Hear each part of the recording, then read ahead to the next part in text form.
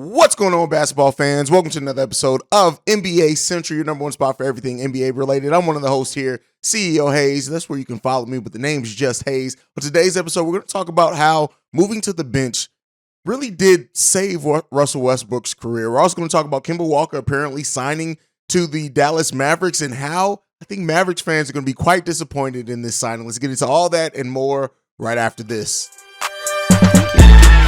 Number one place for your daily basketball fix, NBA Central, hosted by the one and only CEO Haize. All right, basketball fans. So let's start off with the news, right? And so, as many of you guys should know by now, or probably do know by now, is that Kemba Walker is apparently signing to the Dallas Mavericks. Now, while I think sometimes when it happens with players that have been in the league for a while, we have to separate who we remember the players from being versus who they currently are right now. Kemba Walker last year finished the season with 11.6 points per game, 3.5 assists per game in 37 games. And so, with that being said, it's this, right?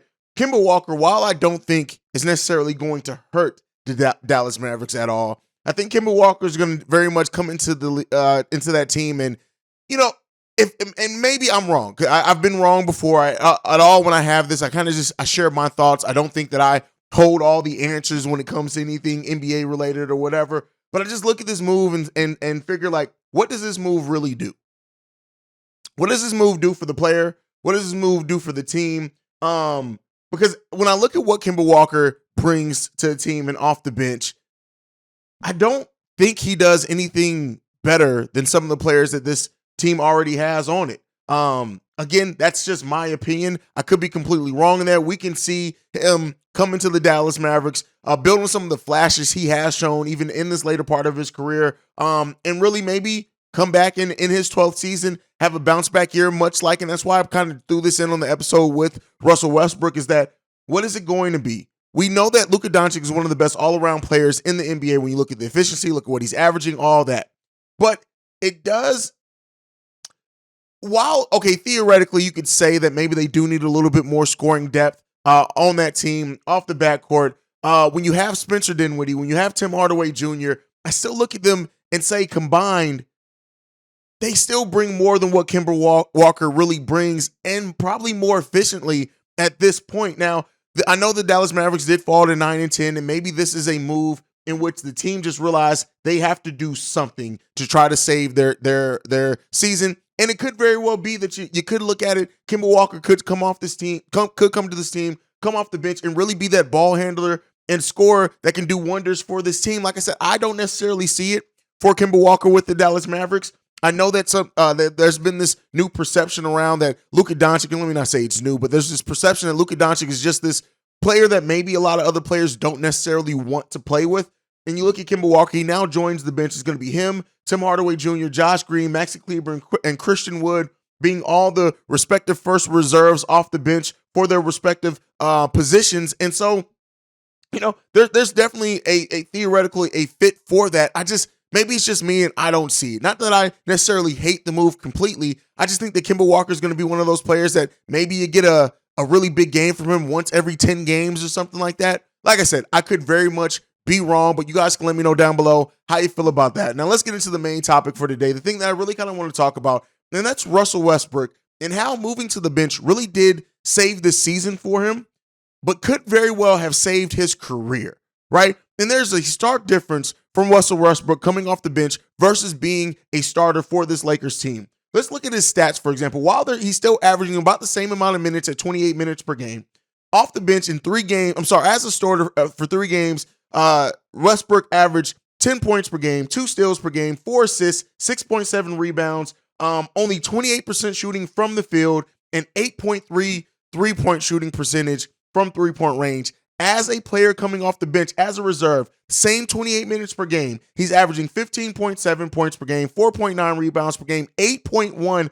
assists per game, which is huge. Not as many steals, less than a steal per game for him. He's averaging 4 turnovers a game, and he's shooting the ball 41% from field and 35% from 3-point range. That's a stark difference, especially when you look at the same amount of minutes. And this is something that I think as basketball fans, sometimes we overlook, is not only how many minutes you play, It's who you play those minutes with, what your role is in those minutes as well. And we're seeing that Russell Westbrook is very much so responding to being a player that, coming off the bench, being able to be more ball dominant in that time. Russell Westbrook is he's playing like a completely different player, and he's being way more productive, way more engaged, not as much questions surrounding Russell Westbrook. And this is a player that coming into the season, a lot of people said he was unmovable. He didn't want that he had no place, that he was kind of washed. He was getting to that point. And now you're starting to see, and much like I made the comparison before in personal conversation, I may have been even on the podcast when it was me, JB, and the Cognac Boys all together, that very much like Allen Iverson did not really accept a six-man role in his career. And this is not to compare them as players. This is to kind of accept roles. Carmelo Anthony had to go away and come back to find a new appreciation in a different role that he played. And I think we're seeing that Russell Westbrook, whatever happens with the Lakers, whatever goes on for the rest of his career, if he can accept that role of being the sixth man off the bench, that he's going to be way more productive than it's just going to allow the things that maybe decline as far as the team aspect of basketball for him to kind of thrive a little bit more. Specifically, that 8.1 assists coming off the bench is huge, right? To have that number of assists coming off the bench from a player that's also chipping in that amount of points, it really changes the dynamic. When you have these super reserves in a way, right? Especially, the Lakers, while it's not really translating hugely into a huge amount of wins for the Los Angeles Lakers, right? It's just, we're talking about him personally here. We're talking about him saving his career, saving his season. And it very much so is that even the Lakers right now, 5-5 in their last 10. They're on a 2-game winning streak. They're still 7-11 on the season. Still don't necessarily see them salvaging their season or really do anything meaningful. But it's just interesting to see a player that was once an MVP, a player that was once looked at as one of the best, if not the best at his position, how it's helping him and can help him going forward in his career to just continue accepting that role as the sixth man. Pride plays a big part in most of these NBA players' careers. That's just the reality of it. And he's showing why as your career goes on, as you continue to age, if you can accept and adapt to a different role, it extends that career hugely. And so there are a number of other players that I think it could definitely benefit them accepting this type of role going into their career. That may be a video for another day, but let me know what you guys think about this one down below. Did moving to the bench save Russell Westbrook's career? And then what do you see him, if he even does move on from the Lakers next season, how that has changed probably the perception of maybe a team going after Russell Westbrook to kind of bring in and shore up that bench for a team that need it. Let me know what you guys think on all that down below. You can follow me at CEO Haize, at CEO Haize. You can send us any feedback, questions, comments, concerns, NBA Central Show at gmail.com. And that's it for me for today. Peace, y'all. This has been a presentation of the Breaks Media.